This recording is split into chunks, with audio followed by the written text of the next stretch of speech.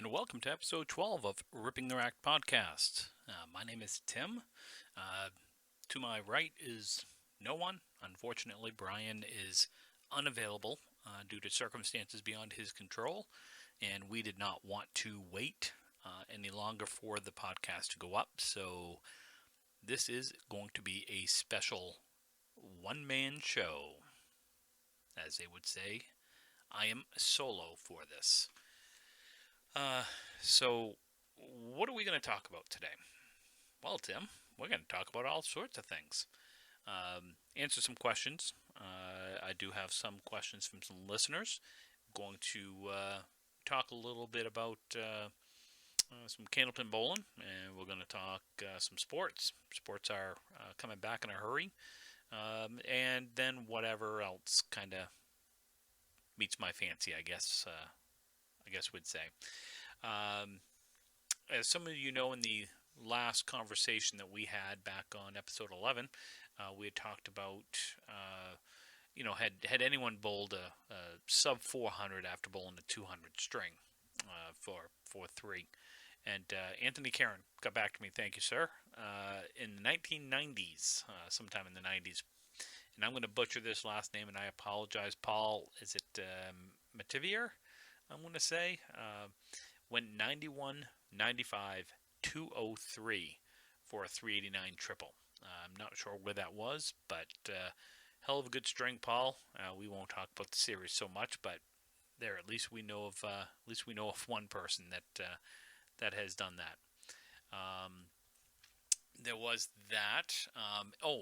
Before we go any further, I did promise Mr. Rio, Josh. I'm not going to pronounce his last name, Rio. Cheech wrote a poem to him for his birthday, so happy birthday, Rio. I'm going to read this poem in honor of our poet laureate, Josh Rio. This is from Cheech to Rio. I heard it's your birthday. It comes once a year. I've been writing this poem for you. I hope it's clear. I'm new to this poem thing. I hope you think it's sick. Nobody gets a birthday poem from me, not even my best pal, Nick. I remember the first time we met. It was all I ever dreamed. We bowled at 20th Century and had Ron's Gourmet Ice Cream. Fast forward 6 years, we have a group chat together. Wouldn't it be funny if your name was Heather? They say you're Indian and you look good in flannel. I thought you should know I bought you a camel. You're great at bowling. Your form is electric. I haven't heard you squeal since before this pandemic. Your skin is so soft. It glistens in the light. You should be a spokesman for Aveeno. That's lotion done right. You're a funny guy. I also think you're whack. Might I add, how much you love your Big Mac, Macintosh that is. You won a tournament in February with Nate and Lori. How could we forget? You love telling that story. Barbara thinks you're great. You get along with her so well. This would be a good plug for your real estate biz if people are in the market to sell. You are always overjoyed to see me. We're still in the honeymoon stage. Seeing you miss a single pin is funny. You're overcome with rage. I hope you enjoy your birthday. It's gonna be hot. Stay cool inside and cuddle with Aot. I have to go now. I'm in a hurry. Have me over sometime for some authentic curry.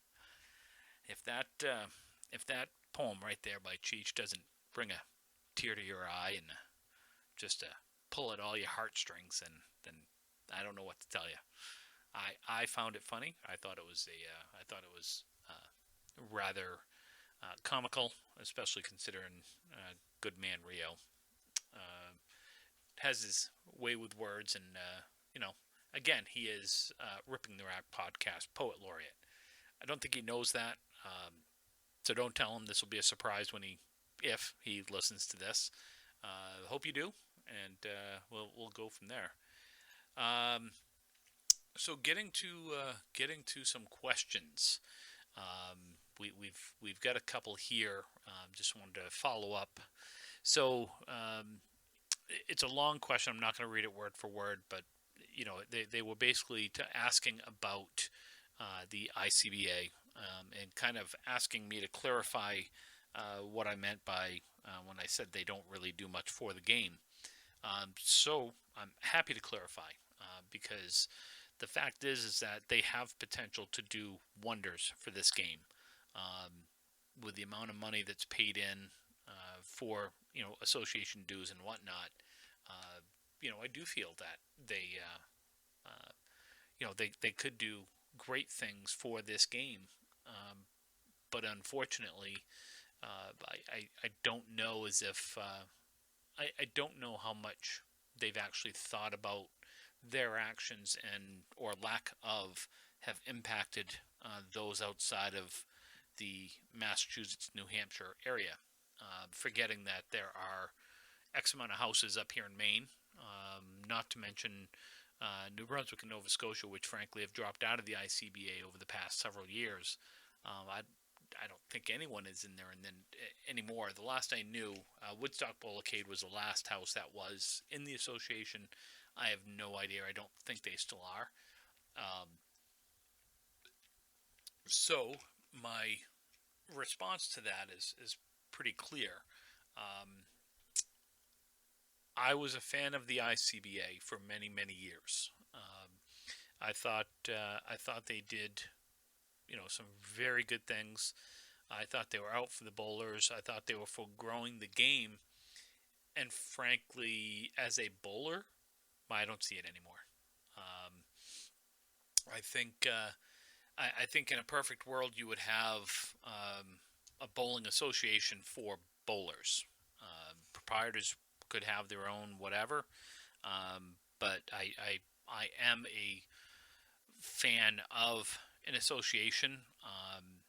I would like to see it consistent. I don't care if houses have flat gutters. I don't. It doesn't bother me. Frankly, I think in the next several years you'll see most houses go flat gutters anyway. You know, you got to figure the majority of their bowling is not your tournament bowlers, your pro bowlers. So for me, I personally, I guess, long-winded answer to that would be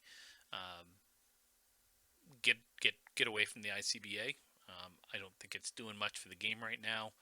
Again, from a bowler's perspective, I don't see it. It's too bad, but I just don't. I would love to see, some type of recognition of all records. I don't think that is out there. And you want to do pre-2020 records and then post-2020 records. That way you could recognize, Canada Bowling Alleys, those with flat gutters, whatnot. Sure, have at it. Put an asterisk next to it, whatever you want. Some of those records are going to be very difficult to break. I'm not 100% sold that the 245. I know, Ralph Sem and Chris Sargent hold that. I personally don't know as if anyone will ever break that.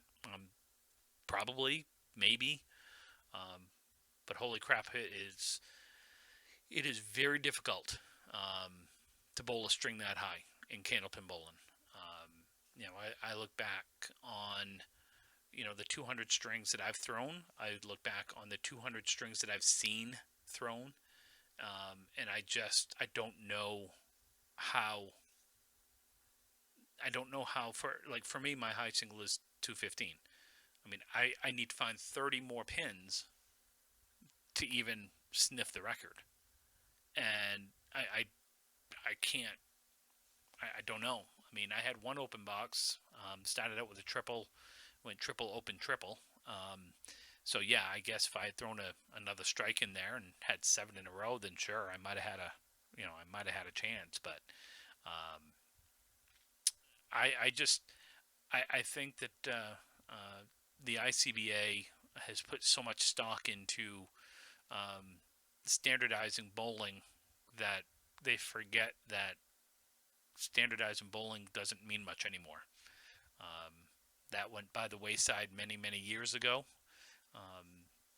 These houses, these proprietors need to cater to their own people, meaning what works in Massachusetts or in, the South Shore, something like that is not going to work here in Rockland. or at Oakland Park, which isn't going to work in Fredericton, which isn't going to work in Halifax. Every place is a little bit different, and houses need to cater to their open bowlers. And open bowling, you want them to come in and have fun. What's more fun than having some bigger scores? No one wants to come in and throw a string, and the next thing you know, you're looking at a 75. That no one likes that. Or at least I don't know anyone that does. Right, wrong, or indifferent. But if you have the flat gutters and whatnot, then you might see some a little bigger scores. You might get some of these open bowlers coming back. At the same time, on Fridays and Saturdays, you see a lot of these houses are now going to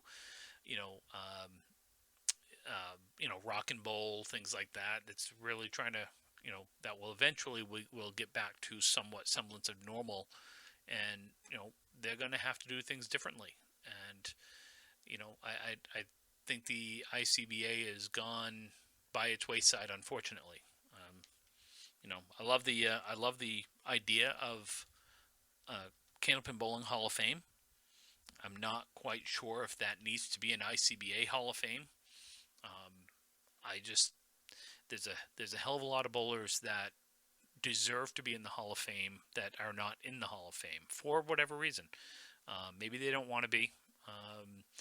Maybe they've never had anyone nominate them or whatnot. So again, long-winded answer for a topic that frankly I thought was kind of overblown, and we kind of played that topic dead. My take on it. Again, I'd love to see a bowling association for the bowlers. That would be cool. Have a website of whatever where stats are uploaded. I am kind of a stats guy. I think it's always cool to look at them, not just mine, but everyone's. I like to see good bowling. I like to watch good bowling.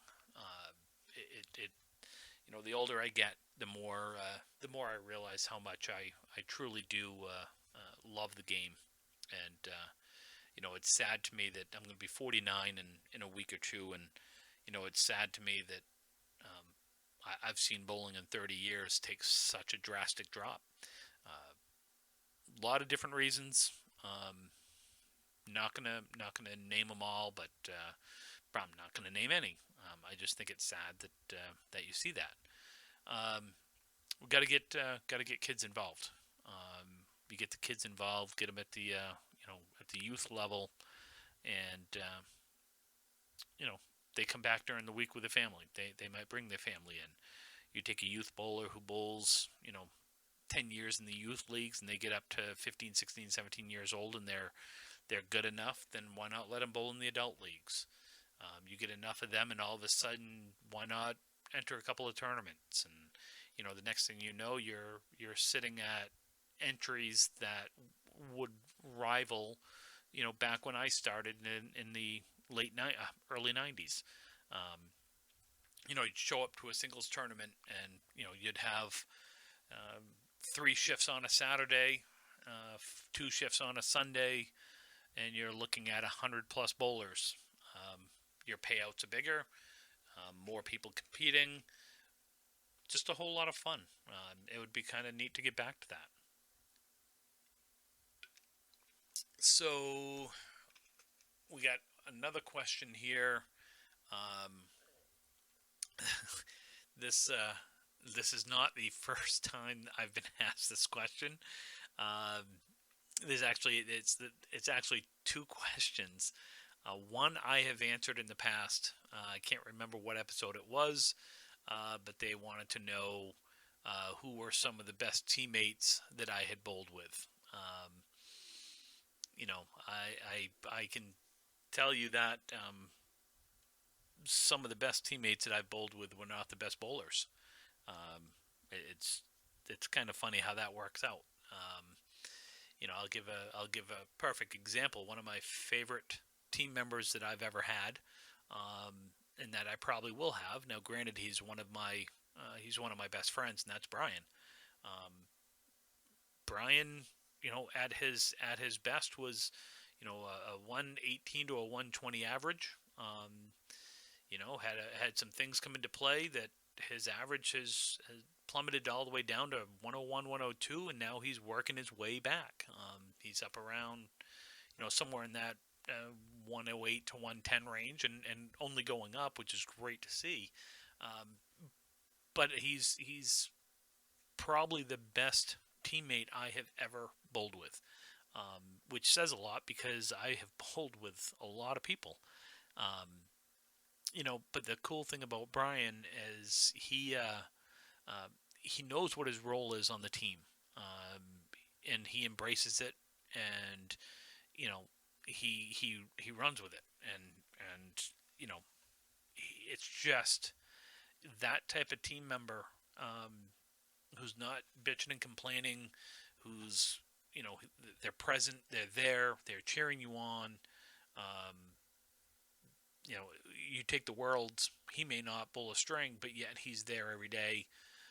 He's warmed up, he's ready to go. If you need to throw him in, you can. Um, I've done it. It's a comforting knowing that that's what you got for a team, and that's what you got for a teammate. Um, Obviously, Russ Neely, Charlie Milan, um, are fantastic teammates. Very supportive, um, great bowlers. Um, you know, been there, done that, have won their fair share of tournaments, and have been in the moment.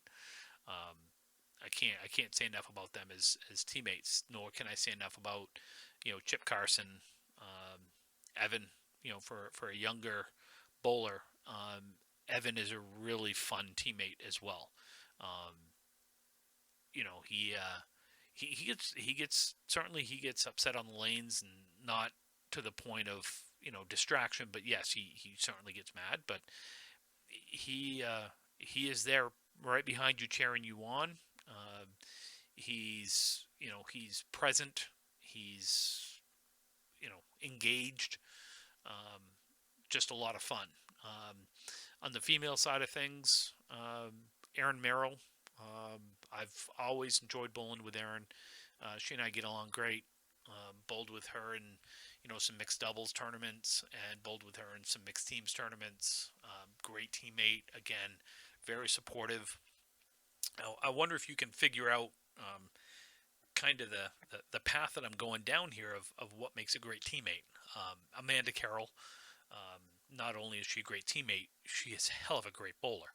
Um, Arguably one of the top three bowlers in the state of Maine ever to come out of the state of Maine.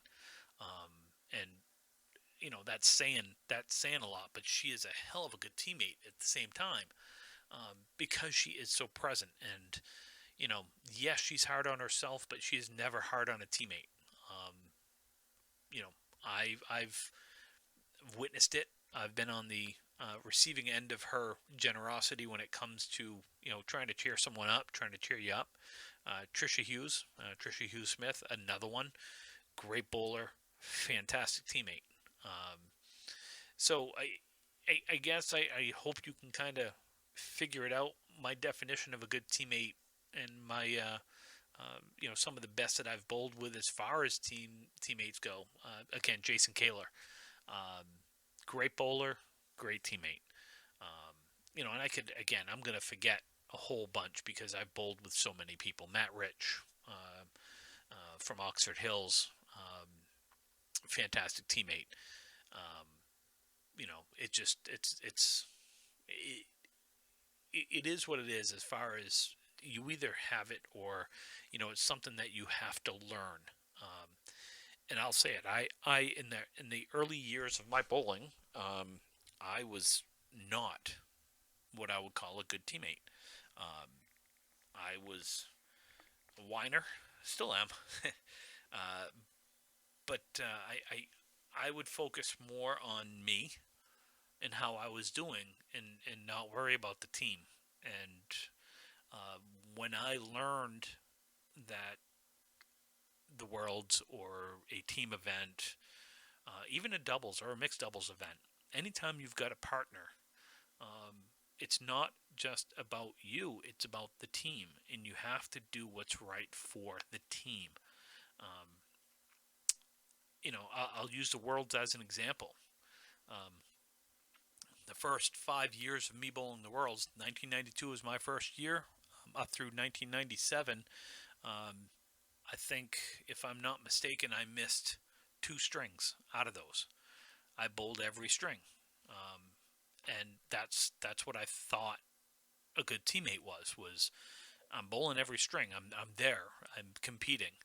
Um, it wasn't until I started to realize that I don't need to bowl every string, but I need to be there every string for my team. Um, and that was Russ and Charlie pulling me aside one day. I don't remember the exact. I don't remember the exact tournament where it was. It was a pro tour event, I believe, something like that, and um, I was coming into bowl. I hadn't bowled yet, and I got there early, and I was watching, some people bowl and whatnot, and as we were getting closer, I was having a conversation with Dave Vignew. Dave bowled out of Augusta, lived in, I believe Dave lives in the Waterville area. Man, he could throw a hell of a ball. But Dave's biggest problem was Dave, and it prevented him from becoming one of the great bowlers. He had potential to be a great bowler, and he had flashes of greatness. But you know, Dave was Dave, and that right there was when Russ and Charlie. I was just kind of Dave. Dave walked off, and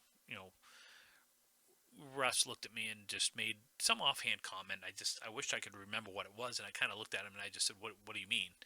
And that's when Russ told me that, from a team perspective, he looked at me. He goes, "Look," he goes, "You're one of the top singles bowlers in the state of Maine." And at the time, I was the number one bowler. I had the highest average. I was, um, I had bowled in the elimination finals a couple of years in a row, and I had kind of come into my own. And Russ said, looked at me and he goes, you need to stop worrying about yourself as a singles bowler and start worrying about a team."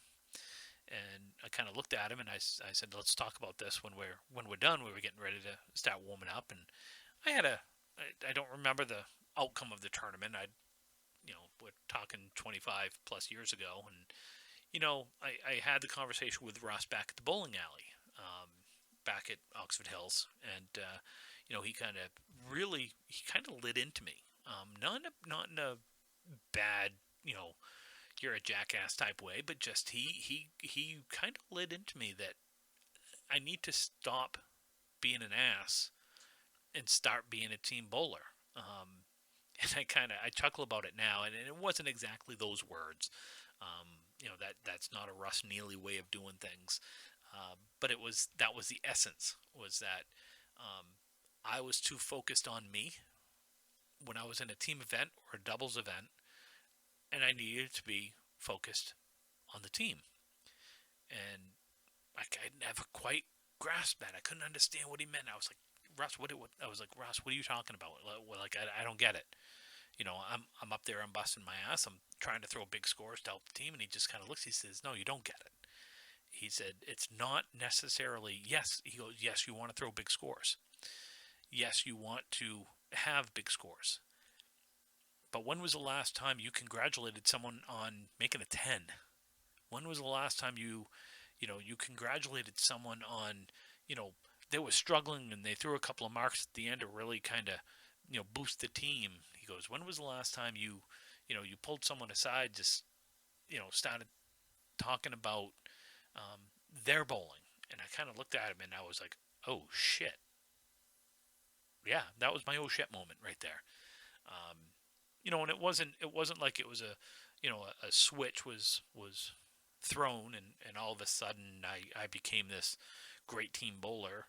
It took a while for me to get it. The fact is that some people get it, some people don't, and some of your best singles bowlers don't turn out to be good team bowlers. Um, I'm not going to name names, but we all know them. Every single person that listens to this podcast or more know people that they could go, man, they are a great singles bowler, but man, they really struggle in a team event. And it just, unfortunately, you have those types of people, and you have those moments, and um, unfortunately, there's nothing you can really, until they understand what it's like to be a team bowler. Um, that's the way it's going to be. Unfortunately, it's really too bad. So, and the last one is, they people still want to know who I think are the call it the D bags of bowling. Um, apparently they really want me to call out people on here, and might that happen in the future? Sure, it's not going to happen now. I do have respect for I'm going to say 99.9% of all bowlers. There's a few, sure. There's a few that you know that I may not have a whole lot of respect for, but I'm not going to name them. Don't need to. I'm sure I'll get asked that question again at some point in time. Maybe. You never know. Candlepin, speaking of Candlepin Bowling, got a big tournament. Finally, I wouldn't say a big tournament. Have a fun tournament coming up this coming Saturday. We are going live on a Tuesday morning, so Tuesday, July 28th. We have a tournament coming up in Bangor on this Saturday. This is a 4-person marathon, 14 teams. Should be fun. It is handicapped, which is fine. Should be a good time. There's some really great bowlers coming up.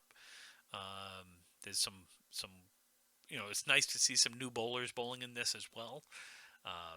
Again, as Chip and Evan say up at Bangor, this is the year of the bowler. They're going to be putting on a lot of tournaments. They're going to have a lot of fun. It's going to be 13 strings on Saturday, and may the best team named Electric Lettuce win. That's right. That's our team name, Electric Lettuce. I'll be myself, Mark Carrier, Mark's son Kobe, and it was supposed to have Brian. However, we may be searching for an elusive 4th bowler. Guess we'll find out. So, really looking forward to getting up there, seeing everyone, socially distancing. However, still having a good time and playing the sport that we love. So I'm really kind of looking forward to it.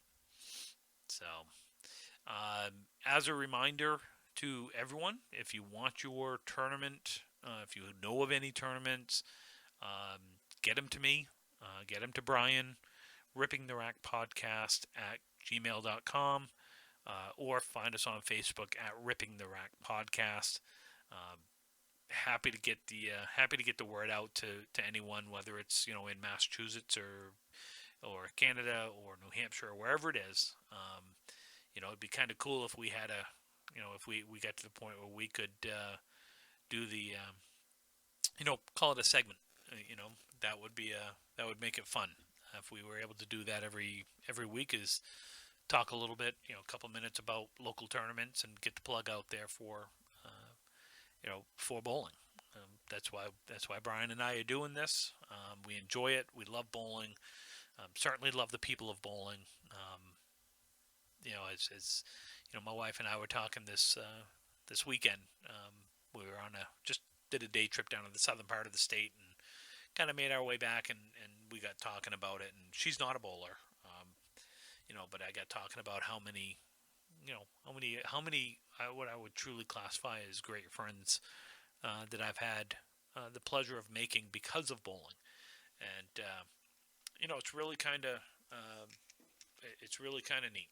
Um, you know, that's what we're. It's kind of why we're here. We want to compete. We want to win. At the same time, we want to have a good time and you know laugh a lot. Compete and just kind of go to town, have a good time with it. I gotta admit, this is me talking for 30 minutes to an hour. Thought was going to be I'm not going to say it was going to be easy because I knew it wasn't, but this is God. I give credit to those guys that do podcasts or radio shows for 3 hours and they just gotta talk and have segments and stuff. This isn't easy. I miss my big man. I miss Brian. Uh, Good guy to have. Good guy to have in your corner. And he's got a better memory than me, and he just remembers shit that I just sit there and I got no idea. Shocker. Tim doesn't have any ideas. So yeah. So we're really looking forward to getting some bowling in. Um, you know, Hopefully fall leagues will be starting up. In about a month, a little over a month. Would love to see people start talking a little more about it. I know we're all worried about COVID and everything else, and rightly so. It's a nasty virus. Um, you know, to those that are going through it or have gone through it, God bless you. That's you guys have bore the brunt of it. So that's kind of all I got to say about that. And that's, as Forrest Gump says, that's all I got to say about that. Let's talk a little bit about baseball. Baseball been very good to me. So COVID has wreaked havoc on our Miami Marlins. I want to go on record, and this is going to sound stupid, but they're a bunch of effing morons. They know what this virus is about. They knew that 2 of their players had tested positive in the clubhouse, and they voted as a team to keep playing. I'm sorry, but you knew going into it that guys had already tested positive in your clubhouse, and you've been on buses, planes, trains, automobiles, whatever you want to call it. Planes, Trains, and Automobiles. Great movie, by the way. Segue. You knew that they tested. It's either 2 or 4 of them had tested positive, and you voted as a team to keep playing. Why the hell did you keep playing? Now you got 14 members of your team with this disease. Virus, not disease.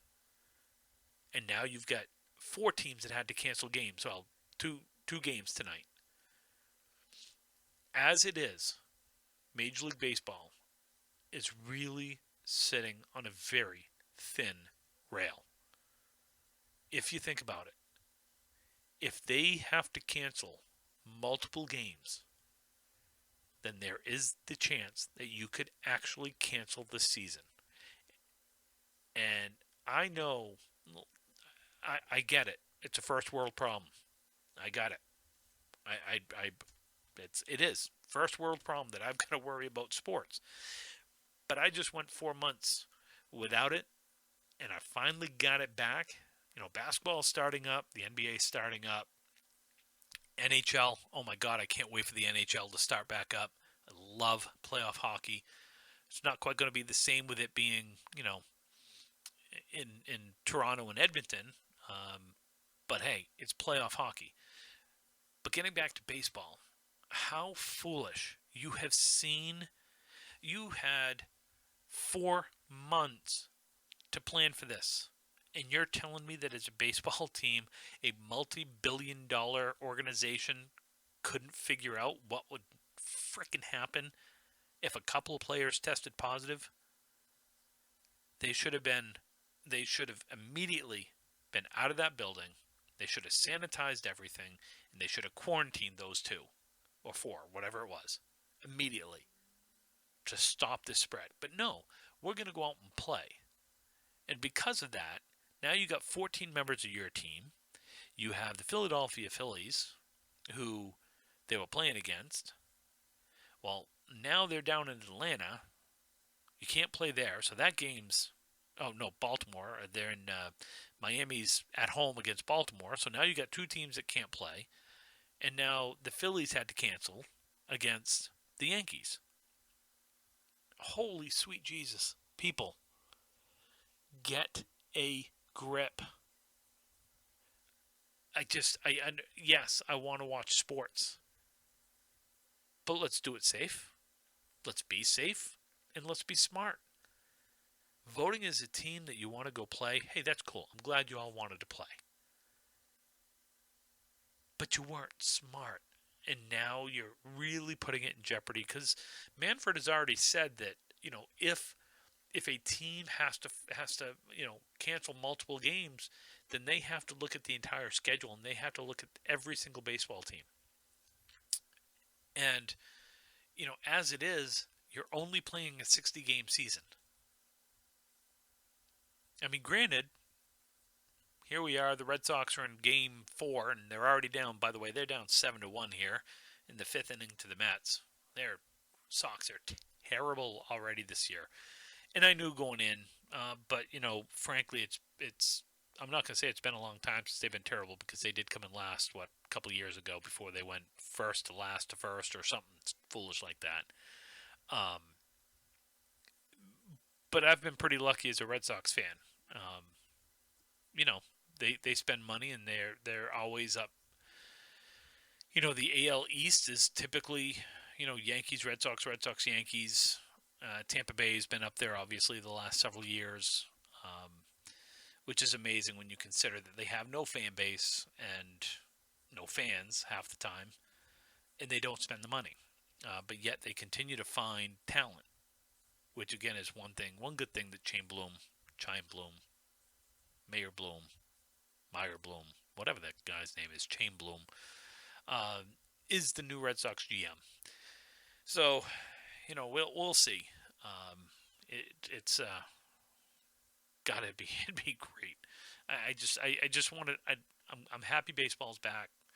I just want it to be, I want it to stay back. And in order to do that, you got to be smart. It's a great game. It's a great game to watch. I've always been a Red Sox fan. I've always been a fan of baseball.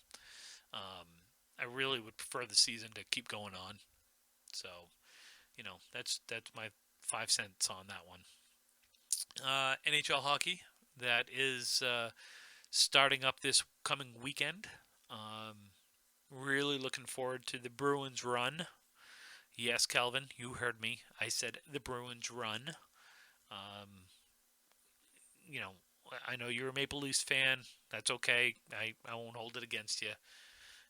Dion's a Maple Leafs fan too, but I don't hold that against him. Or I think he is. I know he's a Blue Jays fan. I'm just assuming he's a Maple Leafs fan too. I struggle to have anything nice to say about the Maple Leafs because it's the Maple Leafs. I mean, they're not the stinking Habs, but close enough. So I am excited about hockey coming back, though. There is nothing like playoff hockey, and it's going to be really interesting, though.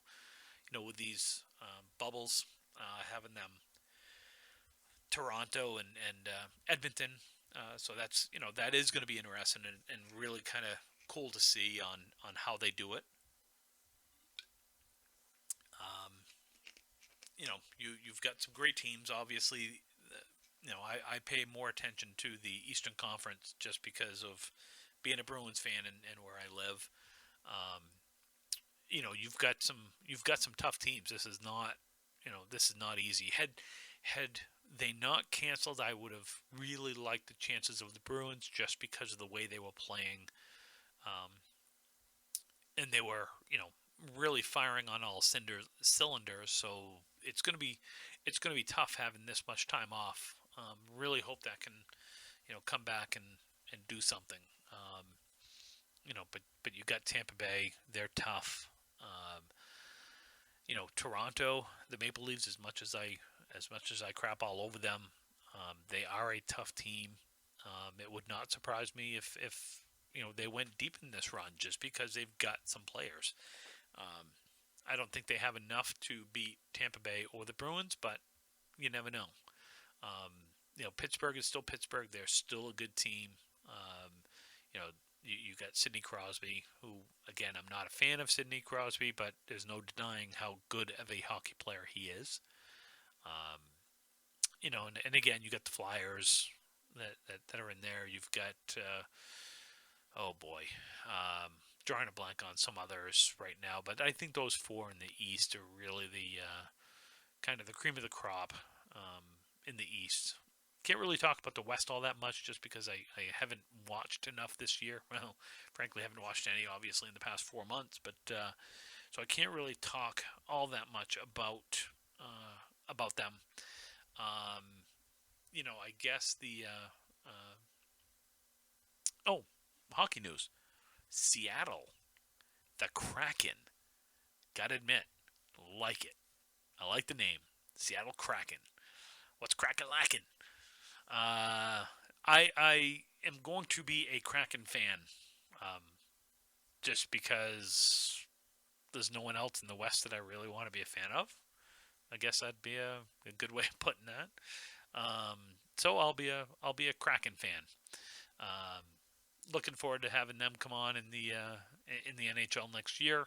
They start in 2021. Um, Tough act to follow if you've got to follow the Vegas Golden Knights in their first year. Um, got to be honest, I'm not sure anyone can follow that. When you make it to the NHL Finals your freshman year, um, that's saying something. Oh, Vegas Golden Knights. They're in the West, and I am a fan of Vegas. Not the Golden Knights, that is just Las Vegas. That's my happy place. Love going to Vegas. I don't do Vegas. Like some of my friends will go and absolutely party for 3 or 4 days, and then come home and be a wreck. I go out for a week. It is a vacation. I absolutely enjoy myself. Um, I love the atmosphere. Love the weather. Um, I think everybody should go to Vegas at least once in their life, whether or not you enjoy or not. It's so much fun. There's so much to do. Um, Matter of fact, the last time I went out, I do like to gamble. I do like to play blackjack. I like to play roulette. Um, I'd like to learn how to play craps. I've never kind of taken the time to really learn. Um, but the last time I went out, I gambled a total of 30 minutes. And it wasn't because I lost my shirt in that 30 minutes.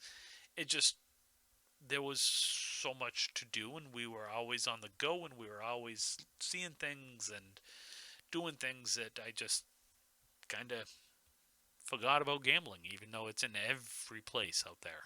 Um, Again, I just love the weather. You know, Many of you know that I have knee problems and back problems, and frankly, I go out there and nothing hurts. That it's warm, it's hot and dry when I go, and it's not humid, and I don't hurt, which is kind of cool. It's obviously a lot of fun not hurting. Um, so yeah, let's see. We got NBA. Um, you know, uh, I was a huge Boston Celtics fan. Still am. Love the Celtics. Um, I am not a fan of the current style of NBA. Maybe I got spoiled and grew up, during the time of the 1980 Celtics.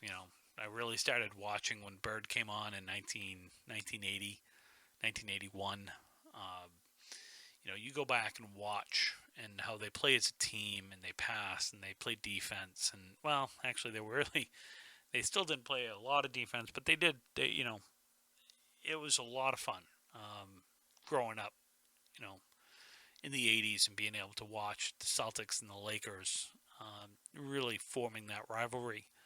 Um, and then you throw in Houston with, Akeem Olajuwon and Clyde Drexler. Well, Clyde Drexler was out in Portland. Um, but you take Olajuwon and Ralph Sampson was with Houston at the time, and they had a great run as well. The 76ers were good for a while. Um, it just basketball was different that back then.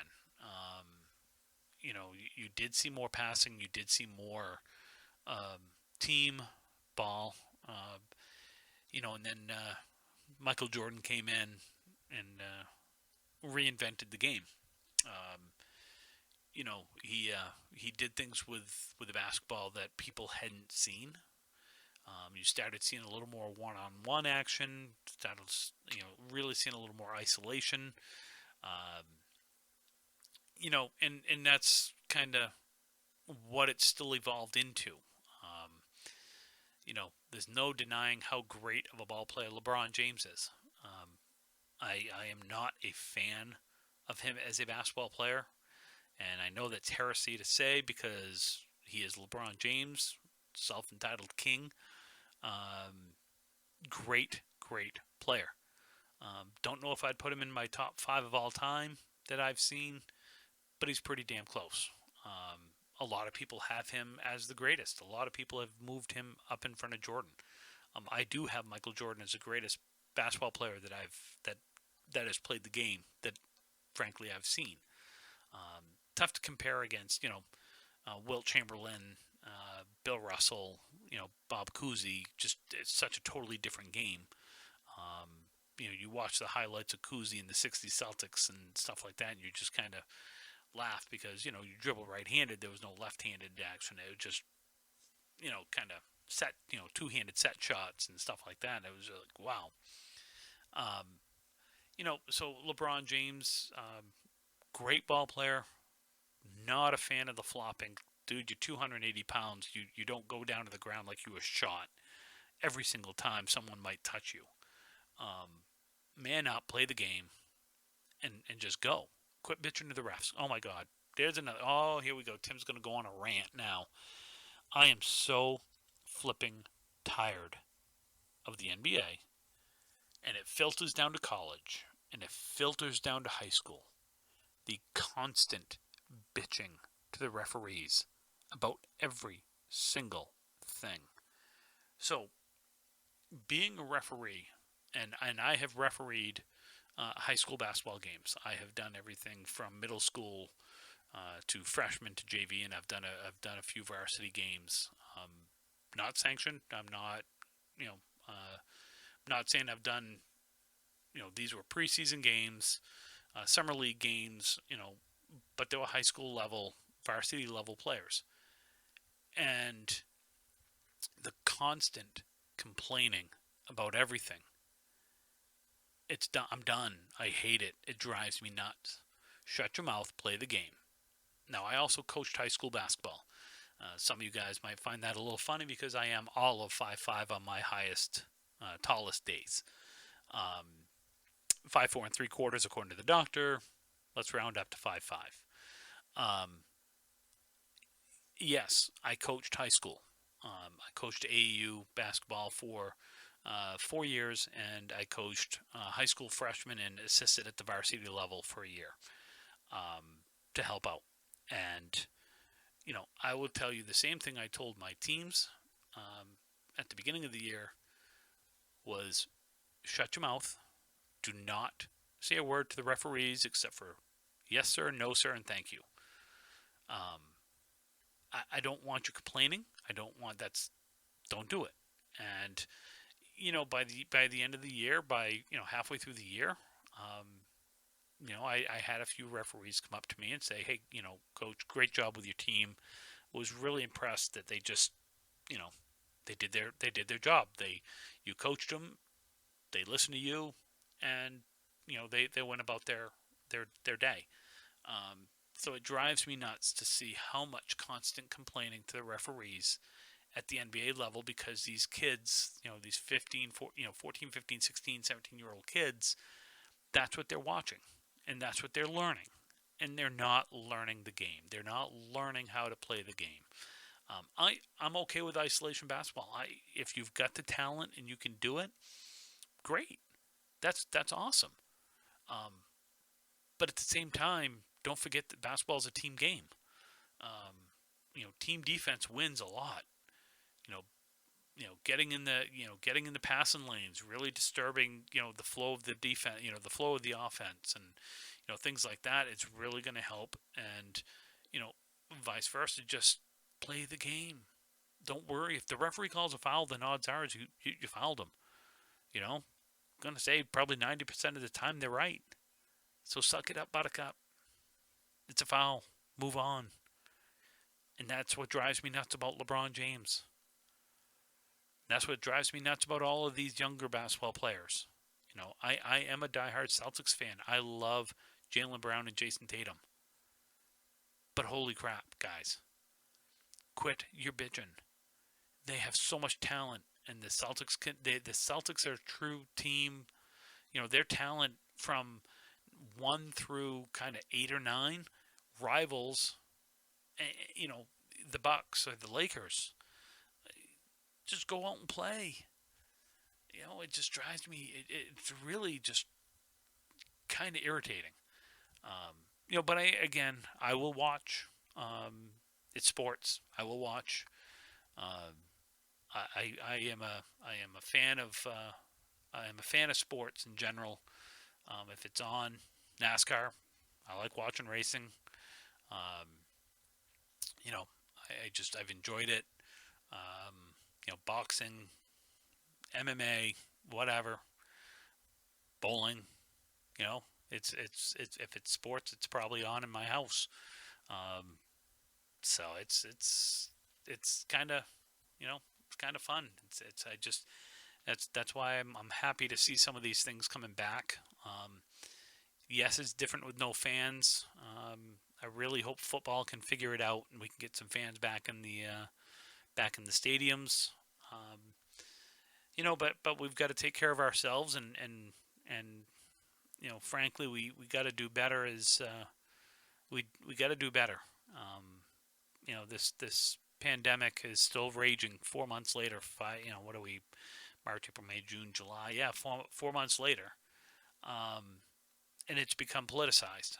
And this is, I'm going to get on my soapbox here and probably reach up to, grab some people here, because this is, I guess, me and a microphone and a headset. And I am tired of the politics in our country. I've got friends in Canada that sit there and look and go, what the hell are you guys doing?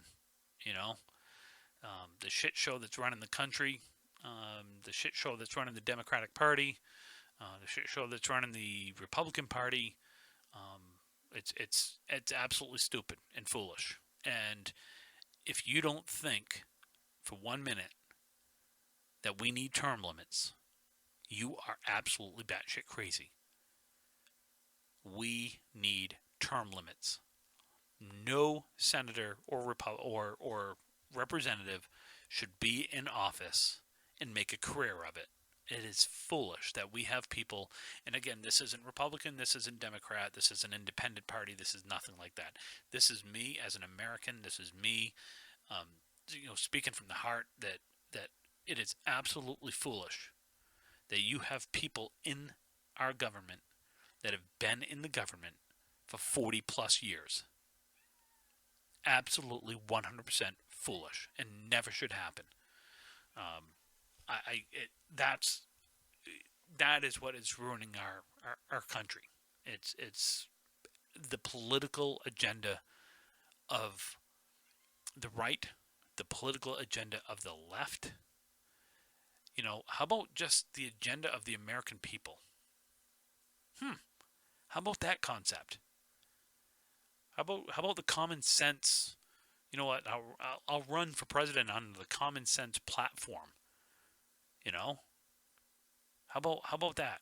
How about you make people, if you put a secretary of education in that's never been a teacher and that's never stepped foot in a school like that, and you put them as secretary of education, oh my God, she's an effing train wreck. And you do it to satisfy your donors. I'll never understand it. I won't. I will never understand it. You want to run, you want to do it right. You've got to put the right people in position of power. It's that simple. Your president cannot be so far to the right or so far to the left. They really have to play the middle, because that is where 80% of the country lies. You got 10% on the far right, 10% on the far left, and the other 80% is sitting there going, what the hell is going on? And yet they're so vocal on the right and they're so vocal on the left, and all they talk about is how bad the left is or how bad the right is. And how about you stop talking about how bad they are, and how about you come up to a solution on how to make everything better? I know it's kind of a really crazy topic. I'm tired of it. I'm tired of here's another concept. Why in God's name do we have the two best options? Are you telling me that the two best options to run for president right now is Donald Trump and Biden? Both late 70s, both with obvious issues, and you're telling me that those are your two best options? I can think of so many better options. What's wrong with, what would be wrong with a woman, a gay man, a gay woman, black woman, black man, Asian woman? I don't care. I just want someone good. I want someone that's going to do what's right for the entire country and not just a certain political segment of that country. And it's driving me nuts. And again, I'm only one voice in 300 plus million people. Can't say this is the greatest country in the world anymore. You might think I'm wrong, and that's okay. I'll talk about it. I'll have a conversation with anyone. Show me where we can be better. Volunteer a little bit. Get out in the community.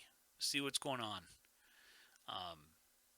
The fact of the matter is that, I still, to this day, believe in the ideals of what our flag stands for.